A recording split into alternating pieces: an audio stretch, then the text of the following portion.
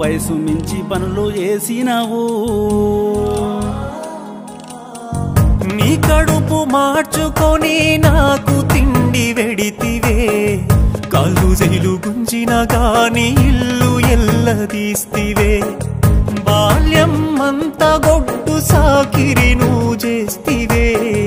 బతుకంత నీ బిడ్డల కొరకు ధారబోస్తివే నీ రుణం ఎలా తీర్చుకుందుమే నాన్న నాన్న నువ్వు లేకుంటే నా పానం ఏడిదే